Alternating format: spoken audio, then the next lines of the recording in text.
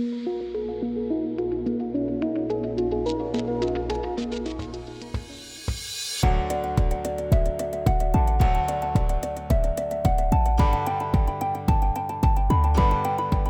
aí, pessoal, tudo bem com vocês? Meu nome é Stefano, sou professor de Ciências da EJA para o 6º e 7º ano.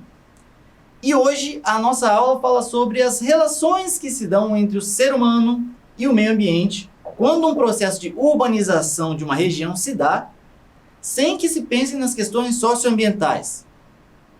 Nossa aula de hoje é essa aqui. O verde pelo cinza, impactos ambientais da urbanização. Para a aula de hoje, a gente tem como eixo temático empreendedorismo e educação financeira. O objetivo de aprendizagem é compreender a natureza como um todo dinâmico e o ser humano em sociedade como agente de transformações do mundo em que vive, com relação essencial com os demais seres vivos e outros componentes do ambiente. Já o objetivo desta aula é compreender os impactos ambientais e sociais causados pelas modificações do homem à paisagem natural em decorrência do processo de urbanização. Estudantes, se prepare para fazer anotações, porque a nossa aula vai ser importante, tá? Pode pegar lápis e papel para escrever tudo que a gente aprendeu hoje. Escrever é essencial para os estudos. Lembrando que a sua presença também pode ser confirmada pelo QR Code que está aqui na tela, tá? Pode apontar a câmera do seu celular para ele para registrar a sua presença na aula de hoje. E agora, vamos começar. Quando a gente pensa no cenário urbano, existem elementos que são muito característicos da imagem mental que a gente faz. Os mais comuns eu acredito que sejam os prédios, o asfalto, os veículos, elementos que acabam tornando essa paisagem mais acinzentada, né? Quando a gente compara com o verde de uma paisagem natural, né? Um rural, por exemplo. Não é por acaso que o cenário urbano se forma por meio dessas intensas modificações na paisagem. São realizadas pelo homem, como a foto ilustra aqui. A gente tem uma vista aérea aqui do centro de Vitória nos anos 60 e em 2013, onde é possível notar a quantidade de prédios que foram construídos de lá para cá, vejam só, né? Já tinha bastante naquela época, mas intensificou muito mais. E o surgimento de tantos edifícios acaba sendo também o surgimento de muitas residências, né, em um mesmo espaço vertical, que são os apartamentos. Isso além das inúmeras casas que também foram construídas com o passar dos anos. Como consequência, a população da cidade também aumentou muito. A gente usou Vitória como exemplo, né, porque é algo nosso, mas essa é a realidade de todos os grandes centros urbanos, ter cada vez mais moradores. E aí, como sabemos, mais gente, mais consumo, né, maior descarte de resíduos, né, temos mais produção de lixo. E se não há um trabalho bacana nesse sentido, se não há o descarte adequado desses resíduos, a gente tem uma série de complicações no ambiente em que a gente vive. Não por acaso, é delas que a gente vai falar hoje. Daí surge a nossa pergunta do dia, vejam só, essa que está aqui na tela de vocês. Quais os principais problemas gerados pela ocupação urbana? Podem ir pensando e anotando tudo que a gente vai corrigir ao fim da aula.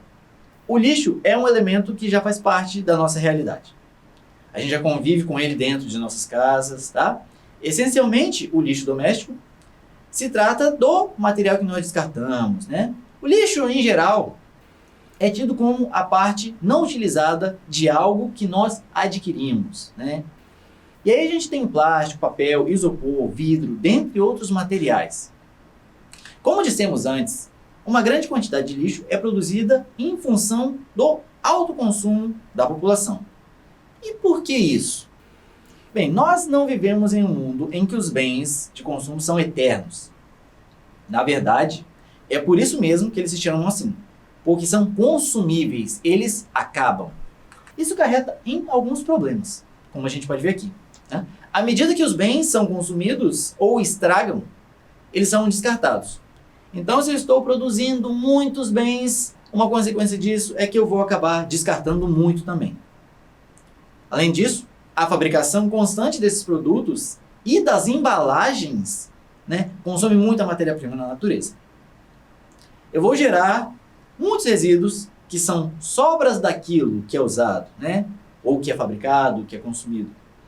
São chamados de lixo quando não há mais utilidade para quem se desfaz deles. Mas a gente vai aprender que podem ter sim uma nova utilidade nas mãos corretas. E é exatamente esse o caso.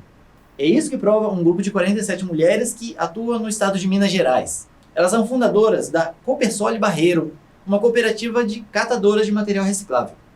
Para garantir melhores condições de vida, possibilidade, geração de emprego e renda, claro, surgiu a reciclagem como alternativa na região. A iniciativa contou com o apoio da Prefeitura Municipal de Belo Horizonte, que cedeu o espaço do galpão onde a cooperativa atua. Hoje, a Copersole recebe da coleta seletiva realizada pelos caminhões da Superintendência de Limpeza Urbana da Prefeitura de Belo Horizonte 130.550 toneladas por mês de material para reciclar.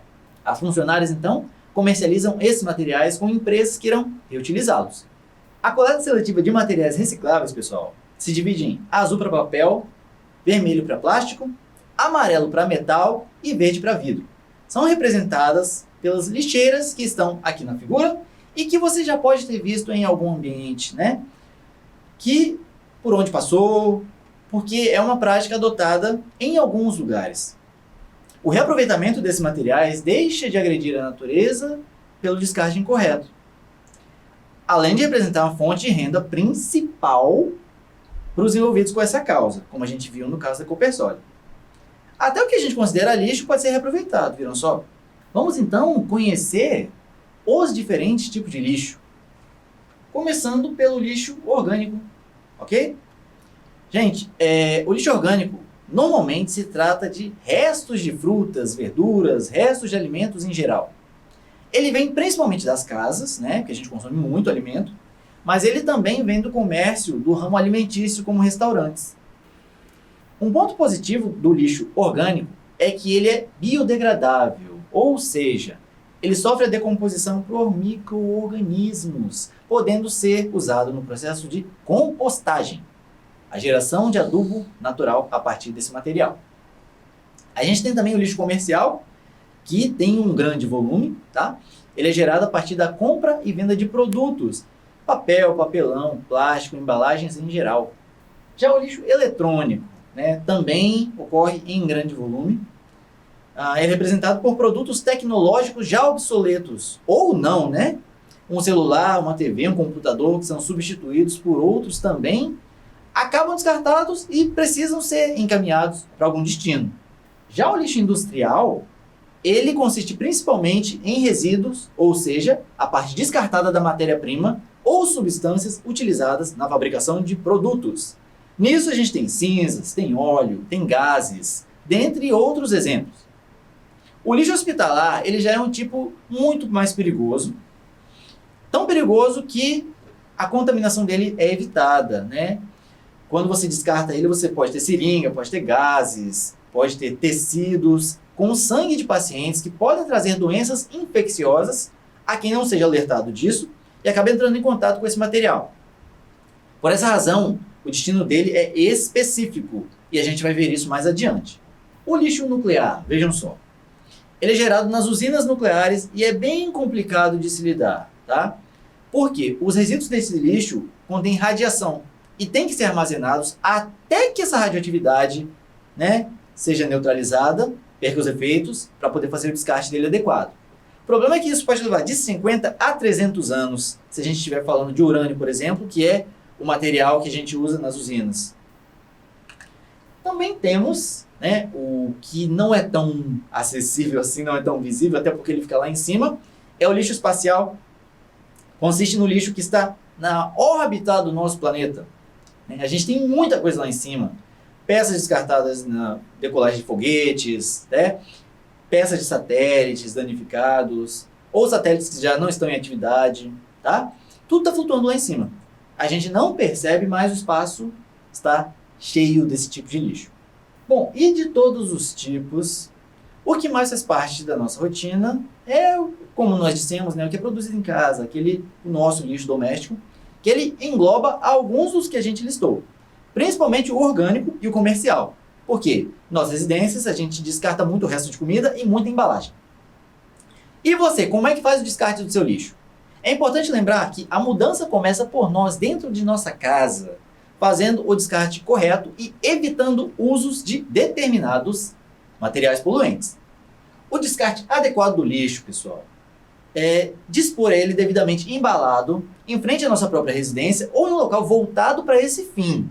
Isso porque muitas pessoas acabam jogando lixo em terrenos baldios, né, causando situações incômodas para os próprios moradores do local, da comunidade. Quando esse descarte é realizado corretamente, o serviço de coleta de lixo é feito por profissionais responsáveis por isso e extremamente importantes para a limpeza e saúde pública, que são os garis. Após realizarem a coleta desse lixo, o que acontece é que um caminhão encaminha ela até zonas de descartes que a gente entende, né, conhece como lixões. Lixões são grandes áreas, grandes terrenos, que apesar de existirem com a finalidade de receberem o lixo coletado, representam também um problema ambiental por poluir o ar, o solo e a água. E por que isso? Porque a decomposição desse lixo resulta na liberação de gases na atmosfera, que trazem odores muito fortes para quem tem que conviver por perto. Tá? Já a poluição do solo e da água fica por conta dos líquidos gerados na decomposição desse lixo, chamado de chorume. Além de penetrar no solo, o chorume também pode atingir lençóis freáticos, a água que circula no interior da terra e a mesma que é encontrada em poços, depois vai para os lagos também, alimenta rios. Então essas fontes de água acabam sendo contaminadas com lixo, desde o seu nascimento. E veja só que gravidade, né? Pois é, e aí o que acontece? A alternativa aos lixões são os aterros sanitários, que se tratam de outra proposta de descarte para esse lixo. Poxa, mas o lixão e o aterro sanitário não são a mesma coisa? Pois é, não são. Mas você sabe a razão de não serem iguais? Me diz aí, qual a diferença entre um lixão e um aterro sanitário? Se souber, pode responder, darei 15 segundos.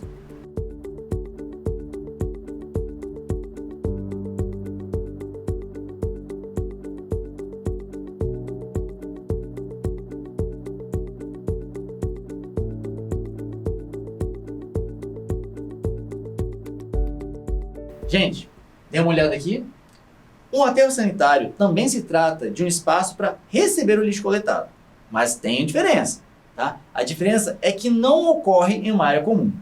No aterro sanitário também é feito o tratamento desses resíduos. Primeiramente, é feita uma escavação. Tá? Vocês podem ver aqui que ele não está no mesmo nível do solo, ele está abaixo. E é nesse espaço que o lixo vai ser depositado. Em seguida, uma camada de pedras, seguida de uma manta impermeável, né? Isso quer dizer que os líquidos não conseguem penetrar nela. Então você tem camada de pedras, você tem a manta impermeável e o lixo vai vir por cima. Ok? E para que é isso? Porque a manta evita o contato do lixo, do chorume liberado com o solo. Então, acima da camada de lixo, você tem mais uma camada de terra, e depois você tem outra camada e vai se alternando, alternando, alternando. Ok? Ok, o chorume é controlado pela manta, mas e os gases? A gente vê aqui também que do fundo até o topo, você está vendo aquela torre? Bem, tem a torre, mas também tem um duto que vem por aqui. Beleza? O que acontece é que o gás gerado, né, o gás metano, por exemplo, ele é inflamável. Então você pode armazenar ele para reutilização, mas você também pode queimar esse gás logo que ele chega no topo. Então, por isso a gente tem aquela chama ali. Já o duto que está indo aqui para a estação de tratamento, ele está levando chorume. Porque ele escorre pelas tubulações, é encaminhado por esses dutos, e quando ele chega até a estação de tratamento de esgoto, né, porque de fato o chorume ele tem essa característica, ele é tão tóxico quanto. E lá ele é tratado, ok? Mas e aí, professor, é todo tipo de lixo que vai para os aterros ou lixões? Como a gente disse antes, a resposta é não. E aqui tem um belo exemplo que eu fiquei de dar para vocês antes. A gente falou do lixo nuclear, que precisa de armazenamento especial, mas também dissemos que o lixo hospitalar tem um fim adequado. No caso do lixo hospitalar, ocorre a queima, né? O descarte dele ocorre por incineração, em fornos específicos que possuem filtros na chaminé para amenizar a emissão dos gases gerados ali. Então falamos do lixo urbano, vimos o seu grande volume, né, como causa principal a gente tem o consumismo da população, vimos as formas de descartes corretas e incorretas do lixo, assim como alguns dos seus impactos ao meio ambiente. Agora a gente vai dar uma passadinha em outra questão ambiental, trazida pela urbanização, mas antes vamos à lista de presença. Se você chegou aqui agora, a gente está falando de urbanização, ok? E tem muita coisa para rolar ainda. Quer dar uma força pra gente? Aponta a câmera do seu celular para o código QR que está aqui na tela e marca a presença. Então, vamos continuar com a aula. Porque agora a gente vai falar de consequências e impactos ambientais que surgem com o processo de urbanização, mas não apenas de lixo, a gente fala. Nosso papo agora é sobre elevação das águas. Esse é um assunto um tanto quanto presente em várias cidades, né, do Brasil, principalmente durante o verão, que é uma estação que traz chuvas com maior intensidade. E aí, quando a gente lembra de uma situação assim, a gente tem o costume de dizer: tá, a região alagou, você viu? Ou então, poxa, a água veio e inundou tudo. Será que é a mesma coisa? Me responde você. Qual é a diferença entre a enchente, a inundação e o alagamento? Eu vou dar 15 segundos para que você responda em seu caderno e vamos aguardar.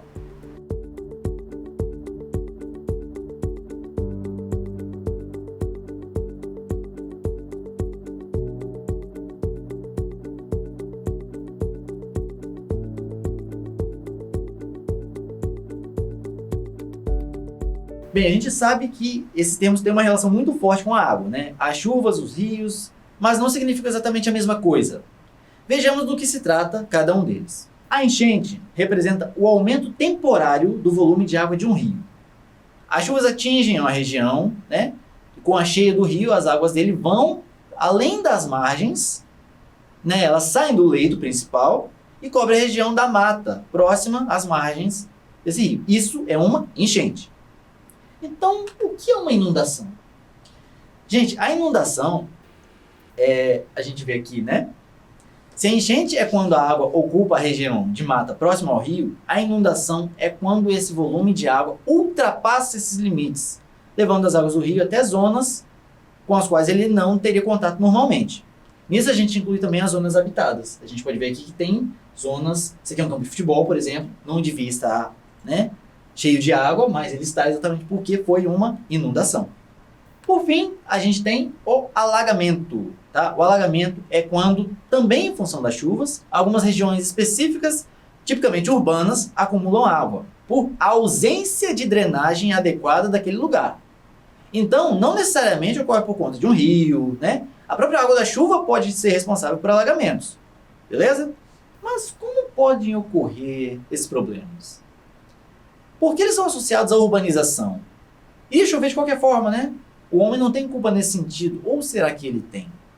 Quando o ser humano se instala em uma localidade, é natural que ele queira estar próximo da água. Nesse caso, próximo do rio.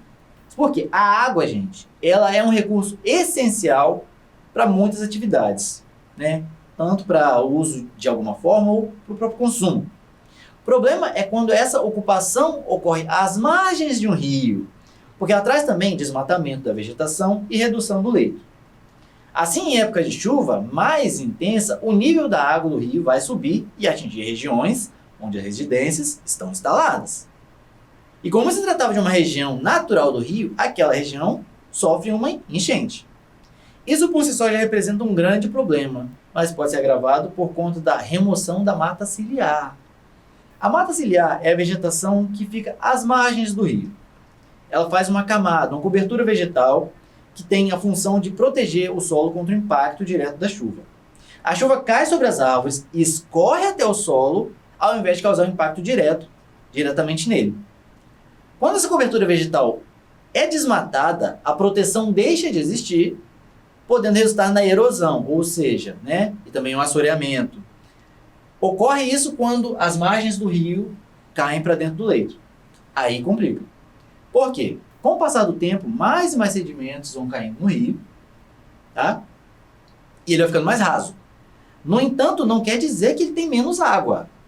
A questão é que a gente vai ter um rio mais raso e com menos espaço para comportar a água que ele sempre teve. Quando chegam as chuvas, então o nível vai se elevar bem mais do que iria normalmente. Portanto, o que antes seria uma enchente, né, atingindo suas margens, irá extravasar e se converter em inundações, que vão poder atingir várias regiões, como aqui na foto. Esse tipo de problema ocorre em diversas localidades por conta da ocupação do ser humano, que se dá por todo lugar. Como consequência, ele também tem que lidar com desastres naturais, como inundações, deslizamentos, dentre outros. Mas existe uma forma de prevenir, né? Tem como a gente se prevenir contra tais situações? É o que a gente vai descobrir neste vídeo aqui sobre o tema. Espero que vocês gostem. É muito comum ouvirmos que no Brasil não existem muitos desastres naturais. É verdade que não sofremos com tsunamis ou terremotos de grande magnitude, mas a cada ano perdemos vidas e bens materiais por causa de desastres como deslizamentos de terra e inundações. Em países em desenvolvimento, como o Brasil, desastres ocorrem pela combinação de 3 fatores: exposição, perigo natural e vulnerabilidade. No caso de uma inundação, por exemplo, habitantes próximos a um rio podem estar expostos a situações perigosas. Atitudes humanas, como o descarte inapropriado de lixo ou o desmatamento para ocupação do solo, aumentam a chance de inundações e deslizamentos ocorrerem. Por outro lado, populações carentes podem sofrer mais com desastres por estarem em áreas de risco e terem menos condições de se recuperar. Mas os desastres afetam a todos. No Brasil, estima-se que a cada ano as perdas devido a desastres são de 9,1 bilhões de reais. Isso equivale a 276 mil carros populares novos. Se juntarmos todos esses carros em fila, iremos de São Paulo a Brasília.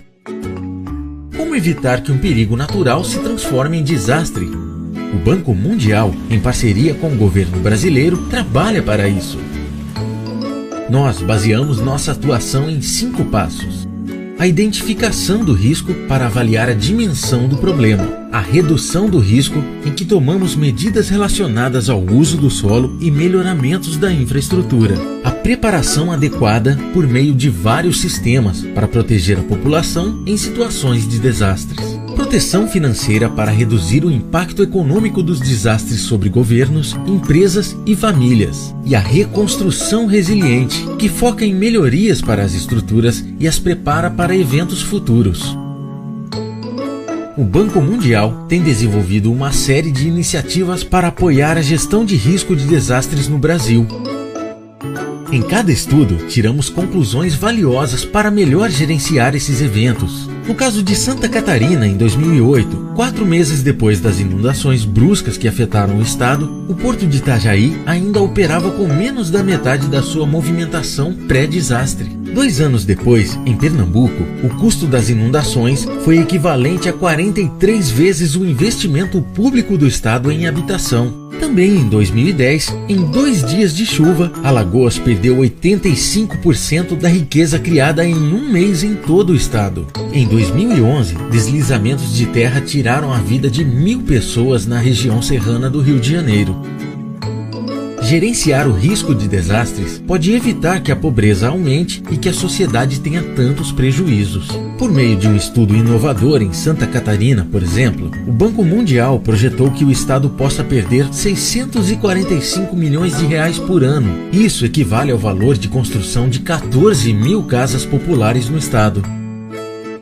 Com trabalhos como esses, será mais fácil prever situações de risco e diminuir a vulnerabilidade da população para alcançar o objetivo de reduzir a pobreza e compartilhar prosperidade. Pois é, a gente viu que é possível lidar com desastres naturais, né?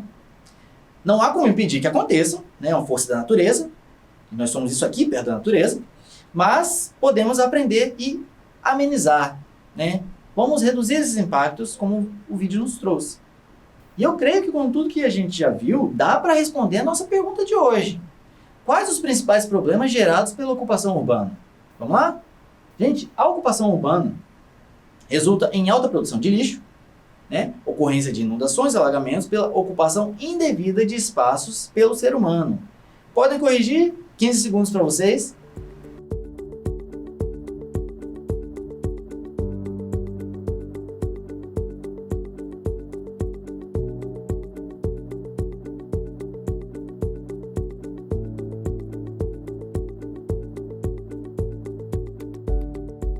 Entendemos bem esses problemas ligados à urbanização? Então vamos fazer nossa atividade de revisão para deixar tudo fresquinho em nossa mente? Bora! E a gente tem a seguinte questão para vocês aqui, tá? O município de Castelo Verde foi atingido por uma forte chuva que durou horas. A região mais comprometida foi o centro da cidade, no qual alguns carros ficaram até submersos. A população reclama e afirma que, quando foi feito o asfaltamento das ruas, não houve preocupação com o sistema de escoamento das águas, que agora se acumulam sempre que chega a época de chuva. A situação ocorrida no centro de Castelo Verde se trata de uma enchente, um alagamento ou uma inundação? Pense e responda, vamos ver se você lembra de tudo que a gente aprendeu. 10 segundos para você pensar e me dizer qual dos três é o verdadeiro.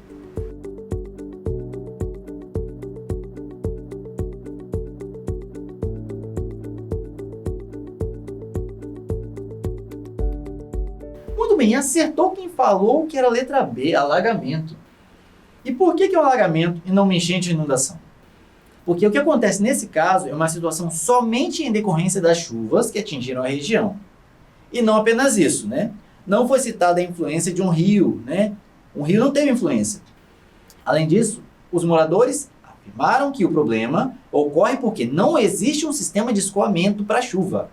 Não foi feito algo pensado nesse sentido, né? Não foi pensado um sistema de drenagem que viesse a evitar essa situação. Então, se trata de um alagamento. E aí, você acertou? Então vamos relembrar o que a gente aprendeu hoje. Hoje a gente aprendeu, gente, que o grande volume de lixo urbano produzido tem como causa principal o crescimento e o consumismo da população. A gente também viu que diferentes tipos de lixo exigem formas diferentes de descarte, adequadas, de modo a evitar ou amenizar os impactos ao meio ambiente. Aprendemos também que enchentes são ocorrências naturais que atingem regiões às margens de rios, mas podem ser agravadas pelas ações humanas, causando inundações em regiões mais distantes. Por fim, a gente viu que alagamentos podem ocorrer em decorrência das chuvas em regiões urbanizadas, com um sistema de drenagem e escoamento que não foi pensado para lidar com a intensidade dessas chuvas. Ok? E aí, curtiu a aula? Fez nossas atividades? Que bom! Agora a gente quer saber o seguinte: você, morador da região urbana, que mudanças a urbanização trouxe para sua comunidade? Nos conte por meio de um vídeo, faz o depoimento, que a QR Code está aqui na tela. Ó.